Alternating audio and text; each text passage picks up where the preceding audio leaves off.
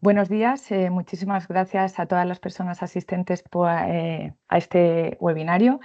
Es muy gratificante para nosotras. Estamos aquí tres NCPs de FECIT, Leticia Riaza del European Research Council, nos acompaña también Marta Marín del European Innovation Council y, como decía, es muy gratificante para nosotras organizar este tipo de eventos y que tengan tan buena acogida entre los ERC grantees.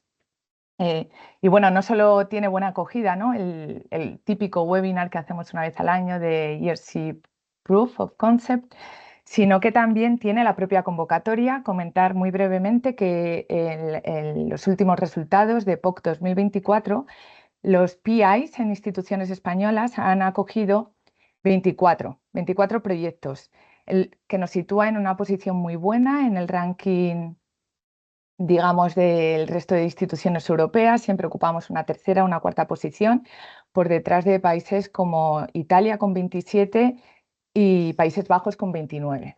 Ya sabéis que es una convocatoria que está cerrada a los ERC grantees, por lo que digamos que la tasa de éxito es superior, ya que España tiene menos grants que estos países que he comentado. And well, I would like to thank you to Line Volker for being here one more year, like giving this talk for us. She is in charge of coordinating this call in the ERCEA. And we have introduced an innovation in this webinar. We thought it would be very useful for you to have the perspective of the transition call today too. That is why Marta Marín is also with us, and she will be in charge of this talk. You know, or perhaps you know already, that transition call has a kind of window for ERC grantees, which has already a POC. Okay, so just bear this in mind. And regarding the agenda, I will put this. We have 3 successful stories, and we have introduced an update in the agenda. We felt that it was essential to include also insights from the social sciences domain, and that is why Tony Berger is also here. He got a POC grant in the 2023 call, and you will also hear 2 more experience. Rebecca Marcilla from Indea Energía, she will be talking about her very last grant. And Antonio Iborra from UPF, he will be talking about this POC, which also used to get the transition project. To finalize some practicalities, your micros are muted, but you will have opportunity to write your questions in the chat, and we will have around 30 minutes at the end of this session to collect your answer orally if you want. The very first part of this webinar will be recorded, but not the successful experience. And the reason is we want to give freedom to the grantees to express themselves and to post everything they want. The speaker will talk in Spanish, English. They started how they feel comfortable with the language. And I think this is everything from our side. Just to tell you that we will put the slides and the recording in this link that you find at the bottom of the slide. And well, we are happy to help you, and we wish that this webinar will be useful for you and your applications. Very luck. A lot of luck in your application. Thank you so much.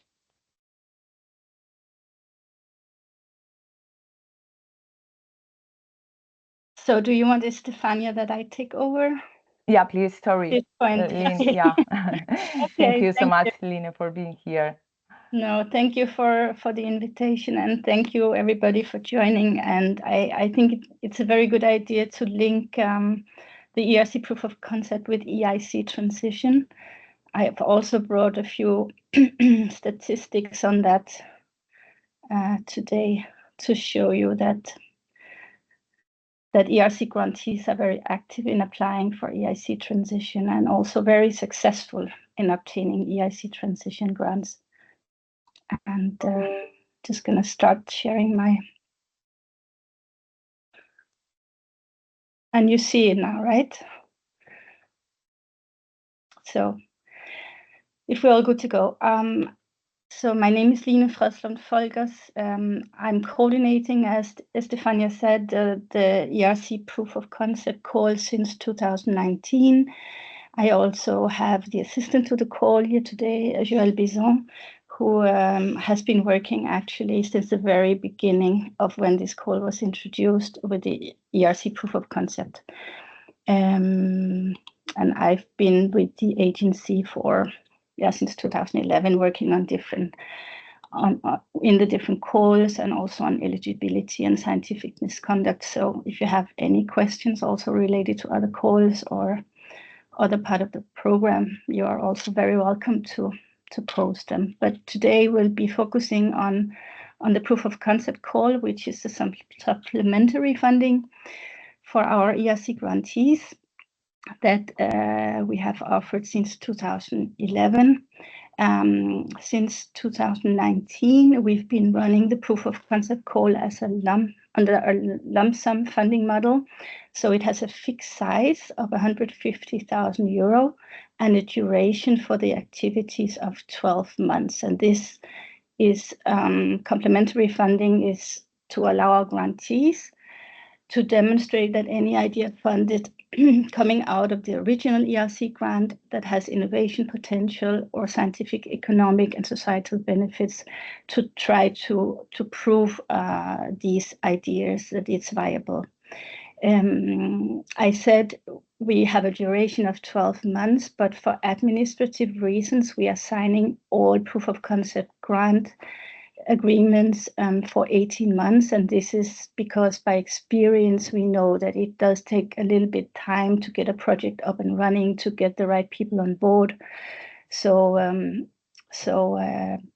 we are signing it for 18 months, but we ask you to plan the activities for 12 months only to make sure that you can really implement it fully within those 18 months that you are allowed. We are running the proof of concept call as one continuous open call. So by the time we open it in November, you are welcome to start submitting proposals. We are applying 2 cutoff deadlines, one in mid-March and one in mid-September each year, where we collect the applications and we run an evaluation of those that have respected that particular deadline. In 2025, the call budget is 30 million euros, and we split it equally between the 2 cutoff deadlines. So with the call budget, we can fund 100 proof of concept grants in each deadline. And just to put the proof of concept a little bit in the European funding landscape, you see that after obtaining an ERC Frontier Research grant, you can immediately start applying for ERC proof of concept grants. And the Scientific Council created the proof of concept scheme in 2011 to give the grantees a means to explore the results coming out of the ERC grant. And it was also thought as a gentle push to help our grantees to start thinking about the potential use of their research developments in other areas or for other use cases than what they initially had in mind, but also to start thinking a little bit as frontier innovators. The Scientific Council wanted to shorten the bridge over the valley of death between research funding and final scale-up and successful commercialization, which usually requires a lot of investment. So this is a little bit of seed money.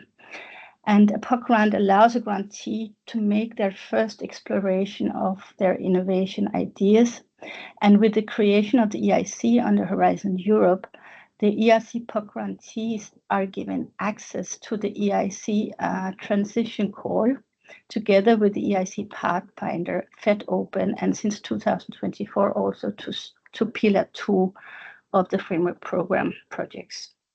The Transition Call offers a much more substantial funding of up to 2.5 million euro for a duration of up to 3 years, and for projects with up to 5 partners.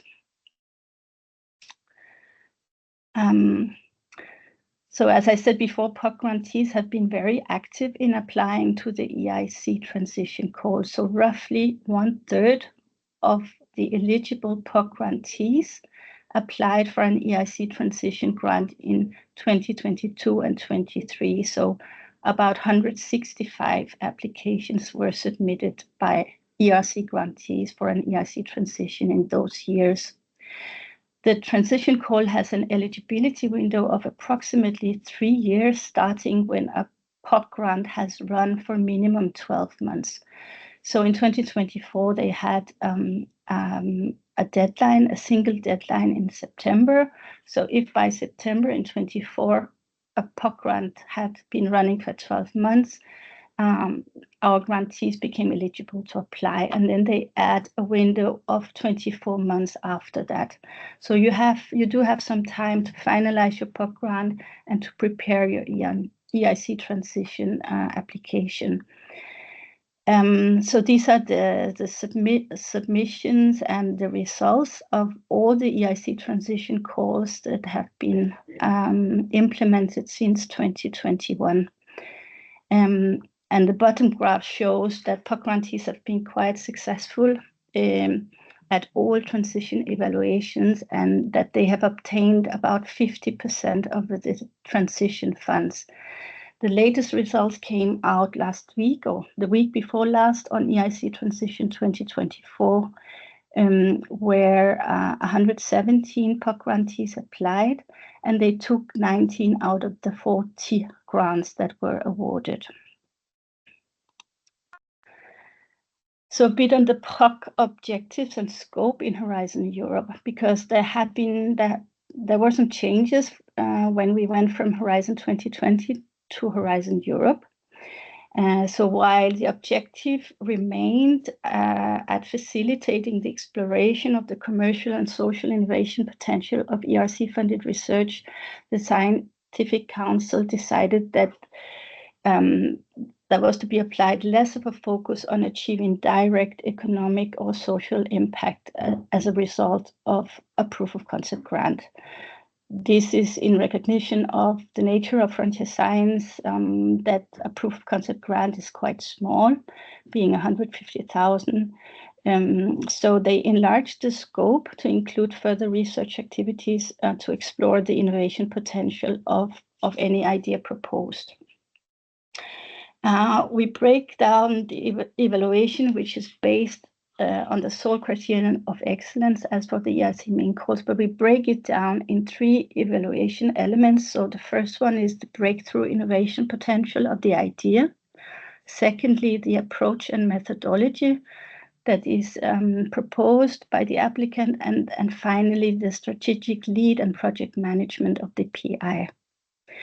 We also require in Horizon Europe a data management plan that has to be put in place within 6 months from the project start, and a gender equality plan is required to be in place by the host institution at the time that they sign the grant agreement.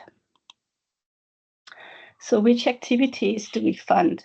As I said before, the activities to be funded has to draw substantially on scientifically excellent ERC-funded research. So this is something that you explain in your application, how your POC idea is linked to what the ERC has previously funded. And the funding will cover activities aimed at exploring the pathway from groundbreaking research towards innovation. So that's any activity. Also at the very early stage of moving research ideas towards an innovation or a socially valuable proposition, which includes further research to translate and valorize research ideas to possible application, and also further development and testing to validate the idea in the lab. So a few words about eligibility, because we also apply an eligibility window for proof of concept. And to be eligible, principal investigators have to have an ERC grant which is either running or ends for the 2025 call after 1st of January 2024. As I said and explained, the POC idea has to draw substantially on the ERC-funded research. You can submit only one eligible application per year, which means per POC call as a PI. And under Horizon Europe, the Scientific Council decided to put a cap on the number of grants that you can obtain, so that if you're a starting consolidator or advanced grantee, you can obtain a maximum of 3 proof of concept grants for your main grant project, but that these proof of concept grants can run in parallel. So basically, you can be successful 3 years in a row and get your projects up and running, so that they are a bit overlapping. And for Synergy grant, the Scientific Council decided to put a cap of 6 proof of concept grants for each Synergy project. And there we ask that if you're a Synergy PI and wants to submit a proof of concept application, that you make sure to have consent of your fellow Synergy grant PIs. What is important to mention for proof of concept is that the host institution can be different than for your ERC main grant.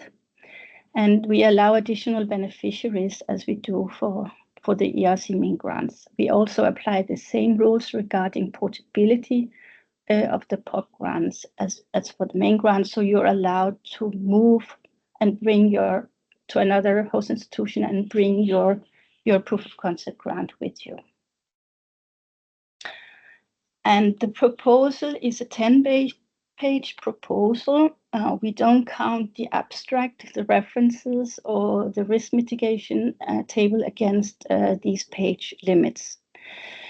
We allow you 3 pages to explain the idea and its breakthrough innovation potential. We give you 6 pages maximum to explain your approach and methodology, and finally 1 page to explain the strategic lead and the project management of the PI. We also ask, as for the main grant calls, that you know how it looks, to fill in the online administrative form. It has approximately the same length. It does take a while to fill it in completely, so we ask you to start preparing your online submission well in advance of the deadline you want to target. We ask a host institution support letter as for the main grant call, so that your host institution is aware of your application and we know that they support it. But what is different is that for the proof of concept grant, we also allow you to submit any letters of support or letters of intent from your people that you are working with. It can be industry partner, other beneficiaries. It could be groups of end users. It could be policymakers, anyone who has an interest in and will work with you on your project.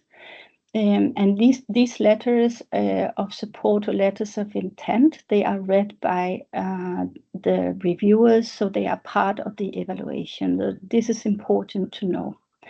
And we've made a few years ago a small video that are part of the ERC classes that you find on YouTube, and I included the link here for you to have a watch. It's about 9-10 minutes, so a short video on that. And then I will say a few words about the proposal template, because the way that we've built it is that it follows the evaluation questions in the work program. So when we're asking the experts to assess the breakthrough innovation potential of an application, we ask them a number of questions. The first one being, Does the proposed idea have the potential to drive innovation and business inventiveness and or to tackle societal challenges? And this particular question then relates to the first section 1A of the proposal template. So I invite you to have a look in the work program and make sure that for each section you really cover and answer that question well, because this will facilitate the evaluation by our experts of your proposal, that you follow this template very closely.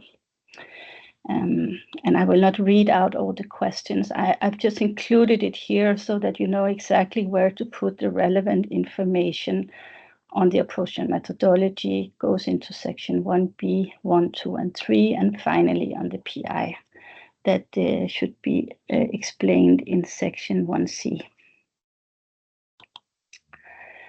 So for proof of concept, we have a different evaluation procedure than for the main grant calls. We apply a single-step evaluation procedure, and we usually are able to conclude the evaluation and send out the evaluation results in approximately 100 days from the submission cutoff to when you receive your notification in the portal.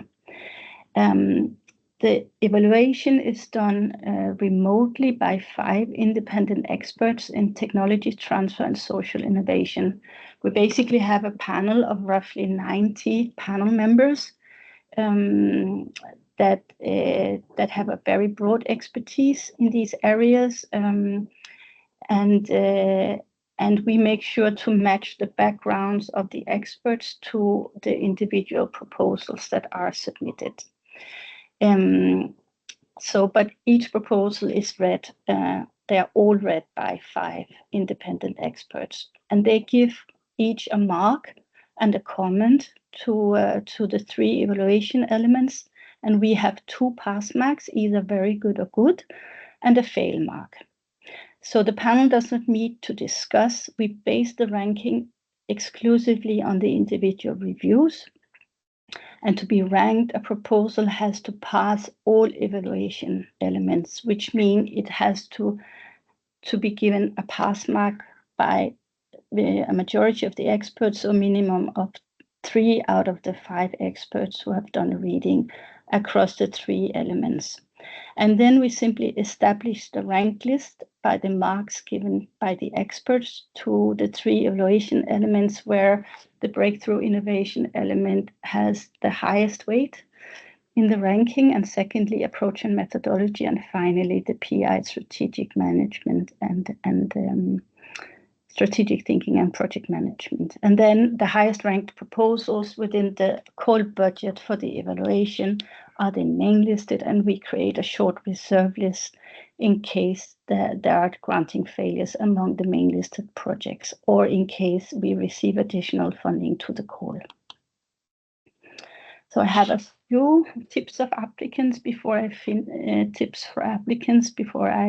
finish this introduction. So first of all, you need to be really convincing about your involvement in the project. It's very important that you as a PI is convincing about your intention to lead and manage the project and being involved on a day-to-day basis in the project.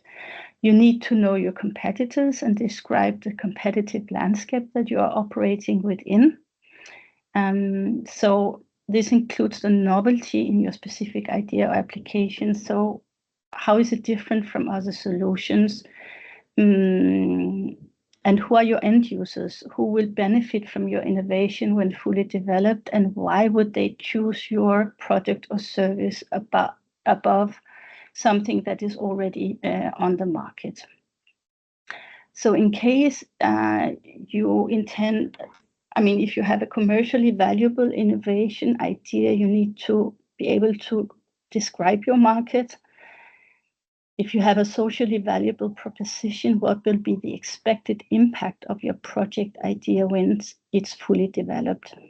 In case of a database or application development, how will this be maintained beyond the project period? This is something to think about, something that can convince the experts that it's viable.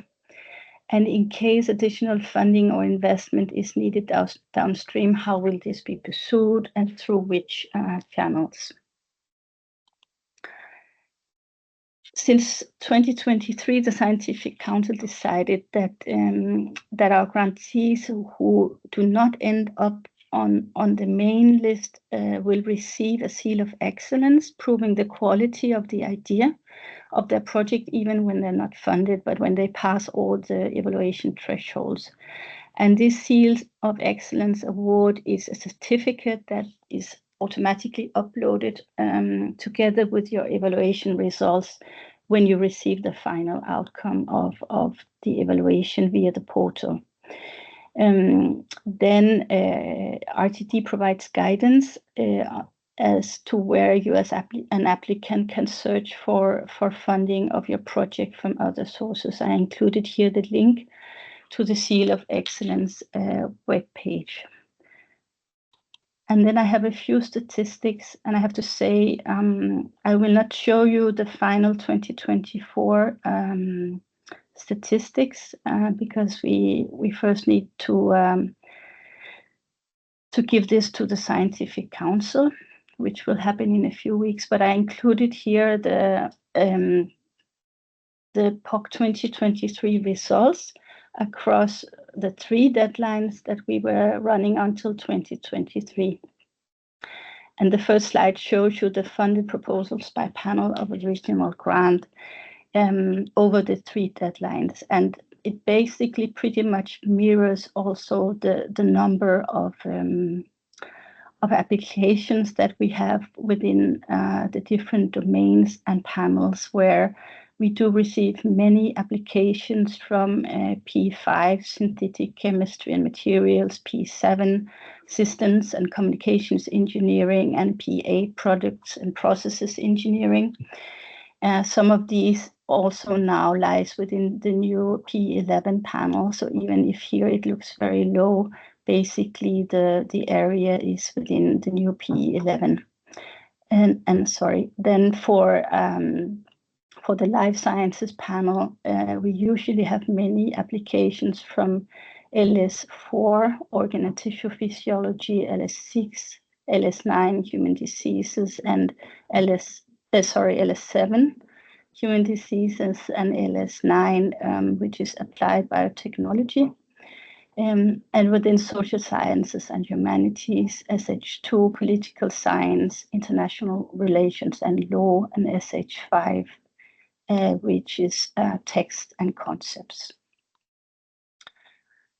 And I have also included here a slide on the funded proposals by call of original grant to show you that in 2023, we received applications from grantees that were funded back to 2014 and up until 2022. We also received a few synergy grant applications, of which 2 were funded. In 2024, we had many more synergy applications that in previous years. In 2024, we are up to 31 synergy applications. But you also see that our starting grantees, our consolidated grantees, are both very active in applying and also very successful as cohorts in obtaining proof of concept grants. Our advanced grantees are usually a bit less active in applying than the younger cohorts, but overall it's roughly 10% of ERC grantees that apply for a proof of concept grant every year. And then I have some call country statistics. So these are in 2023. You see funded proposals by host, institution, country, and deadline. And you see in 2023, our grantees based in Spain were up to almost 30 proof of concept grants, which is also a very good result. Then I have taken a few snapshots of the overall statistics for POC, where you see that what have currently been signed and are in our database is 224 proof of concept grants for Spain. So you see you are very high compared to other countries in Europe and compared to your population size. I've also included the split of funded POC projects from Spain since 2011.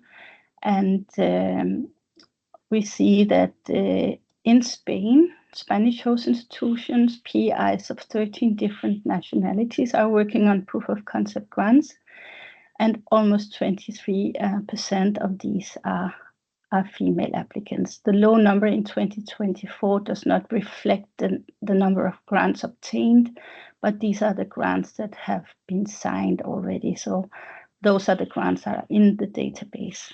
The figure given by Stefania in the introduction is the correct one for 24, so they will come. Here also a slide which is not easy to read, but once you receive it, you can have a look at the panel of your interest to see which are the panels background of the funded POC projects in Spanish host institutions, and this includes also all the projects that are currently in the database going back to 2011. And you see that physical sciences and engineering has a majority, or the POC projects has a background in physical sciences and engineering for 63% of these projects. For life sciences, we are almost at 30%, 28.7%, and social sciences and humanities, 7.6%, and then a few synergy projects as well. And then my final slide is on the, is on the call calendar. Just to remind you that we have our first submission deadline on the 13th of March, and the second one this year is on the 18th of September. And in my very final slide, I've included for you a few interesting links of our press releases for the 2023 and 24 proof of concept call, and some project examples for you to be inspired. But you can also search our database, which is now searchable by panel of original grant, to see what has been funded in the previous calls within your area of interest. But I also want to mention two other support services. The first one being the Horizon Results Booster, which is a service that is open and free to all ERC grantees. It can be used by our grantees to help prepare a proof of concept application or an EIC transition application. But if you obtain a proof of concept grant, you will also automatically be given access to a new set of trainings by the EIC, which are called Tech to Market. It's a program that they offer and decided to include our grantees, which will also help you prepare a transition application. And with this, I think I finish my talk. I would just mention that you are always welcome to contact us using the proof of concept applicants mailbox. I have included the link here. We are available to answer any question you may have related to your application. It can be how to fill in Part A, but it can also be any legal or ethical or granting aspects. We will liaise with our colleagues in the different departments to help provide you the correct information, and we do so usually within a few days. So please feel free to use this direct contact. We are the people behind that mailbox, so you should not refrain from using it. And with this, I finish my talk. Thank you. Thanks, Line, for your presentation. I think it was quite clear, and also for taking the time of presenting all these stats. And if there's no inconvenience, I'm going to switch to Spanish. También dar las gracias a Estefi y a Leticia por dejarme este huequecillo para para explicar Transition, que creo que puede ser interesante para vosotros. A ver.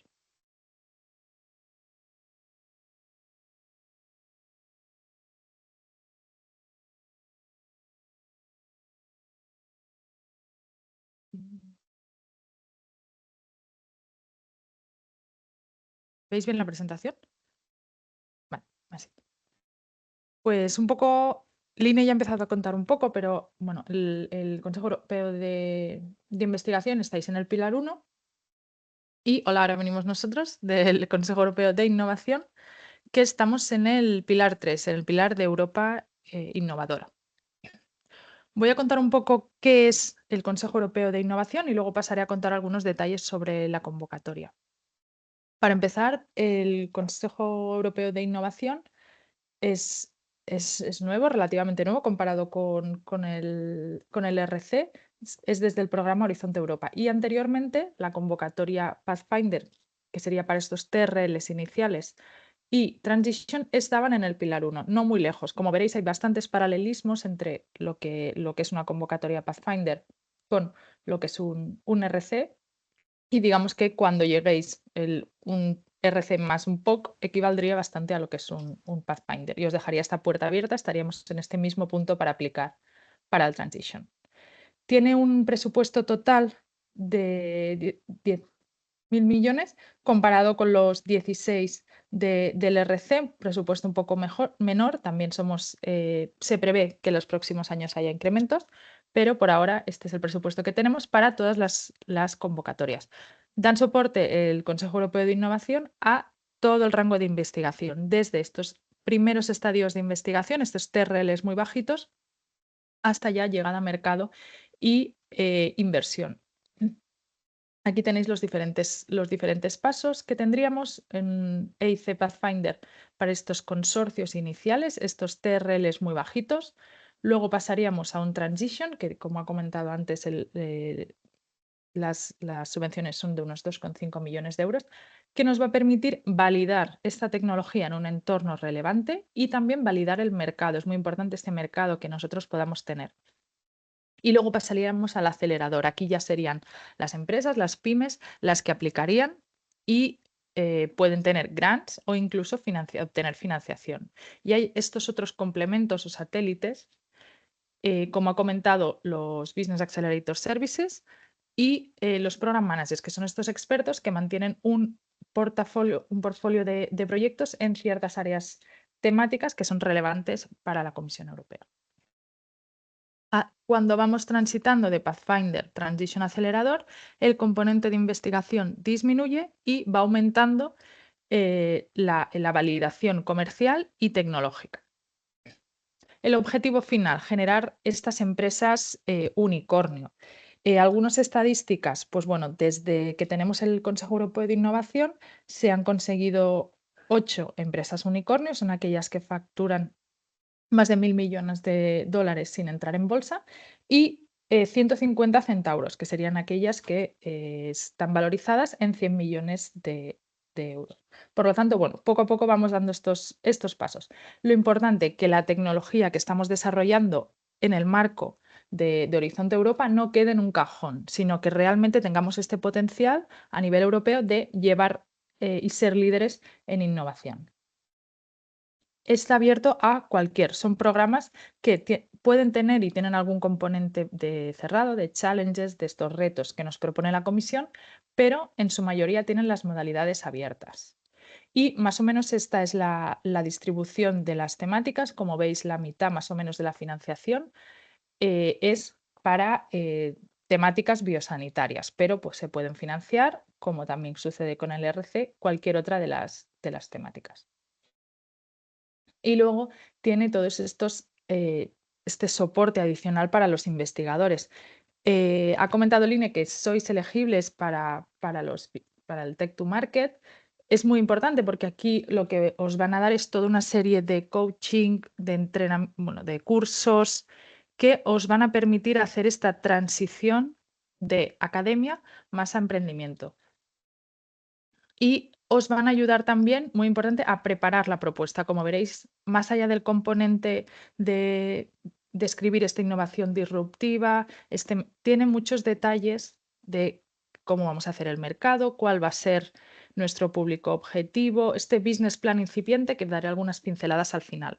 Con estos services sí que os recomendaría que echarais un ojo cuando obtengáis el POC, porque os pueden ayudar muy bien a preparar. El objetivo de, digamos, de esta charla de hoy era que cuando vosotros ya tengáis el Transition, el Proof of Concept, ya vayáis dando estos pasitos iniciales que se necesitan para preparar una muy buena propuesta de Transition, ya que, como veréis y comentaré al final, la tasa de éxito no es demasiado elevada.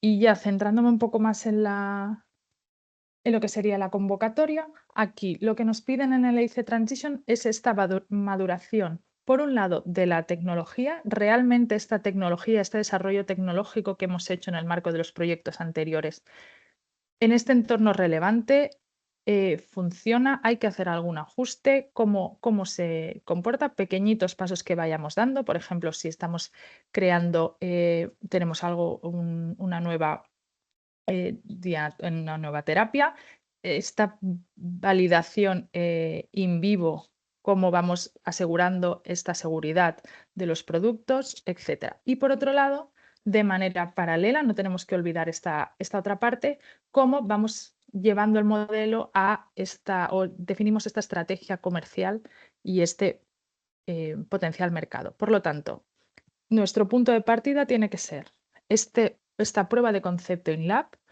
este TRL 3.4, y además lo que tenemos que tener y tiene que quedar claro en la propuesta sería que tengamos esta tecnología ya lista, este TRL 3.4, idealmente, o no sería admisible una propuesta con un TRL menor, ni tampoco mayor, porque ya estaríamos muy cerca de lo que sería el acelerador. Nos piden que estemos en prueba de concepto, que tengamos un poco un conocimiento de cuál es el mercado y de los competidores, y los competidores pueden ser comerciales o bien, en caso de que tengamos una nueva tecnología que no tenga todavía un mercado, cuáles son aquellos otros competidores académicos que tenemos, otros grupos de investigación que pueden estar trabajando en la misma área que nosotros y también pueden tener estas otras ideas, y luego este equipo motivado y diverso capaz de llevar esta innovación al mercado.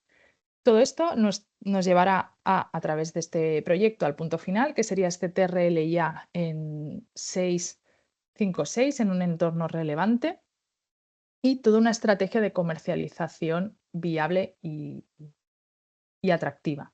Este será luego el punto de entrada para un EIC acelerador. Si tuviera que decir la fórmula del éxito, en este caso, tenemos la mezcla de tecnología, mercado y el equipo. Tecnología relevante, con una capacidad, estos resultados prometedores, esta nueva capacidad, cuando estamos hablando en el marco de un Pathfinder, lo que se suele decir es esta nueva tecnología que va a desplazar lo que nosotros ahora conocemos, pues alguna terapia nueva, alguna fórmula o alguna forma nueva de obtener energía, etc. Vamos a desplazar, es el objetivo del EIC, desplazar esta tecnología que hay actualmente. ¿Cuál es el mercado? Tenemos que tener un mercado potencial bastante atractivo. Y luego el equipo. El equipo puede ser que tengamos nosotros in-house las actividades o bien que tengamos este plan para cómo vamos a ir contratando. Y en cuanto al equipo, ahora luego tendremos el caso de Tony, pero veréis que en este caso podemos ser nosotros los que llevemos, pero también pueden ser parte de nuestros equipos. Pensar que esta es una tecnología que va a llevar un tiempo para que lleve a mercado. En el EIC Pathfinder damos mucho valor a estos jóvenes investigadores capaces de llevar esta tecnología a un mercado, porque estamos hablando de un marco temporal elevado hasta que realmente lleguen a mercado.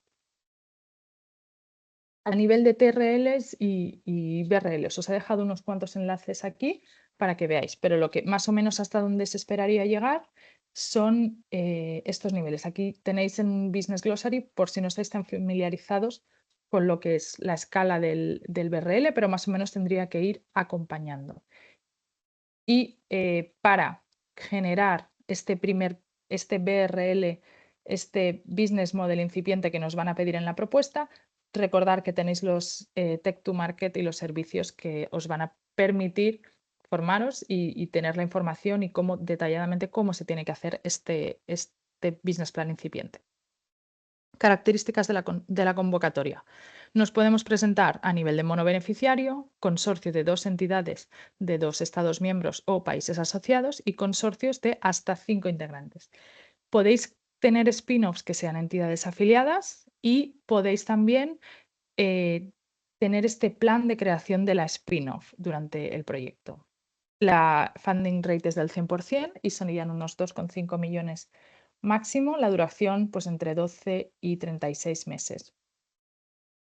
Y a nivel de propuestas, 22 páginas. La fecha de cierre es el 17 de septiembre y algunas peculiaridades o características para tener en cuenta.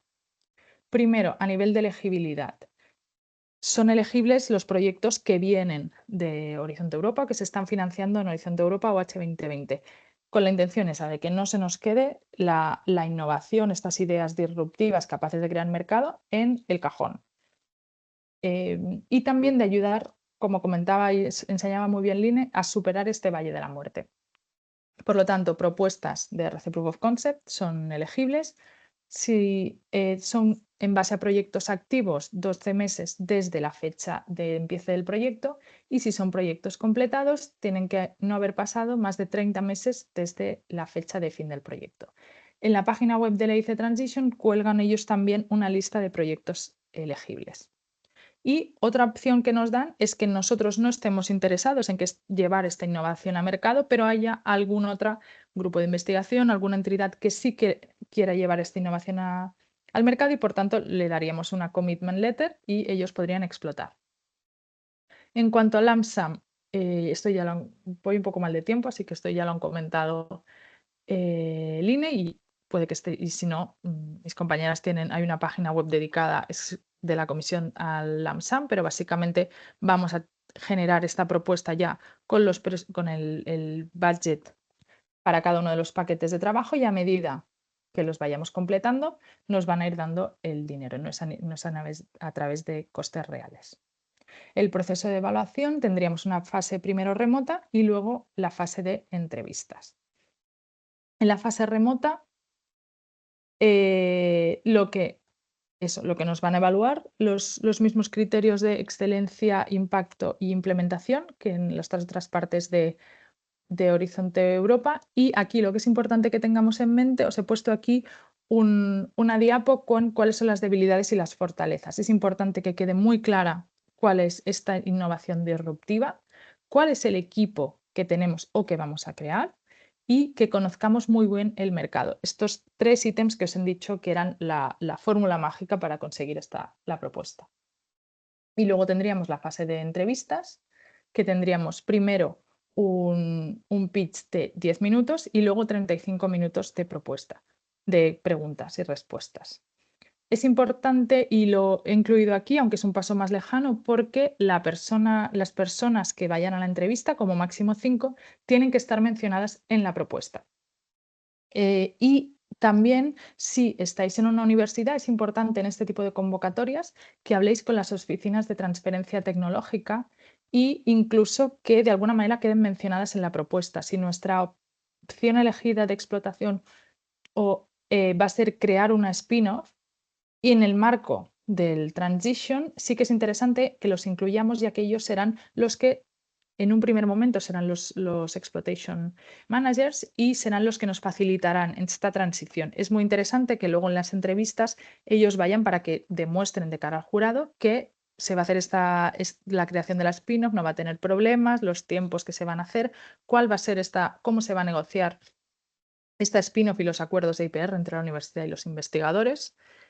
Y los criterios de evaluación, os he puesto el enlace al programa de trabajo, son un pelín diferentes, más enfocados a la parte comercial en la parte de la entrevista. Pero es importante eso, que también reviséis qué es lo que os van a evaluar y que tengamos todo contemplado. A nivel del business model incipiente, ¿qué tenemos que tener identificado? Y que para esto nos servirán los Business Accelerator Services del EIC, a los cuales con el POC tenéis acceso. La value proposition. ¿Cuál es el problema y cuál es la solución? ¿Cómo de grande es mi mercado? Luego el análisis de competidores, que ya hemos dicho antes, que podía ser competidores comerciales o no. ¿Cómo nos diferenciamos de ellos? ¿Cómo vamos a hacer esta explotación? ¿Va a ser una explotación directa por alguna pyme que tengamos ya en el consorcio? ¿Vamos a crear una spin-off? ¿Vamos a licenciar la tecnología? Aquí sí que no hay una fórmula perfecta. En función de nuestro campo, de los intereses que tengamos, nosotros a lo mejor no queremos estar involucrados en llevar esta innovación al mercado y nos puede interesar licenciar o nos puede interesar seguir este camino de la Comisión Europea de pedir un transition, luego crear la spin-off o tenerla creada ya. Me parece que también en el Proof of Concept los costes de creación son elegibles y luego ya nos iremos con la empresa al transition y al acelerador. Luego la patente. Es muy importante que tengamos resuelta cuál va a ser o cómo vamos a gestionar la propiedad intelectual dentro del proyecto. ¿Cuáles son las personas que lideran? Aquí eso, rodearos de estos equipos de investigadores que tengáis o podéis reclutar a gente. Y luego también muy importante, ¿cuáles son las necesidades de los usuarios? Esto también lo comentaba Lynn en su presentación. Tenemos que esta nueva tecnología, este nuevo mercado que vamos a crear, tiene que satisfacer las necesidades de nuestros usuarios finales. Por lo tanto, quiénes son y cómo mantenemos este contacto con ellos para asegurarnos que lo que nosotros estamos creando está alineado con sus necesidades. Luego, vamos a crear este business plan incipiente y durante el transcurso del proyecto va a ser parte de las tareas que tenemos que realizar donde daremos forma a este business plan. Y algún par de do's and don'ts a la hora de preparar la propuesta, pues atención con los TRLs, con el mercado preliminar, tener estos KPIs durante todo el proyecto que nos permitan seguir y comprobar que va bien durante todo la vida del proyecto. Este mix entre tecnología y business, también a nivel de los paquetes de trabajo, los objetivos que nos planteamos para el proyecto, el equipo, un poco eso, mantener estos tres apartados, tecnología, mercado y equipo, bien desarrollados. Las funding rates pues no son muy elevadas, un 10% en la última convocatoria de Success Rate. Aún así, en España somos en Transition segundo país. En la última convocatoria financiamos 6 proyectos y 4 de ellos venían de ERCs. Luego, a nivel de los NCPs para la convocatoria de Transition, somos mi compañero Pablo Fernández de la UPC, Marta Herrero de CEDETI y yo misma. Y pues cualquier duda que podáis tener, revisión de propuestas. Y en esta convocatoria nos hemos estrenado con los simulacros de entrevista. En este caso, tenemos evaluadores tanto para antiguos o que son beneficiarios de EIC Transition, más para la parte científica, pero también expertos en desarrollo de negocio que ayudan un poco a ver cuál va a ser el ambiente y qué tipo de preguntas nos pueden hacer. Finalmente, 2 líneas sobre un resumen de la convocatoria. La fecha de cierre el 17 de septiembre, 2,5 millones y recordar la elegibilidad, que en vuestro caso, pues una vez que tengáis concedido el POC, 12 meses y si ya está terminado, antes de los 30 meses. Y más o menos. Vale. Hasta aquí un poco lo que os quería comentar. Ahora pasamos a los casos de éxito. Preguntas.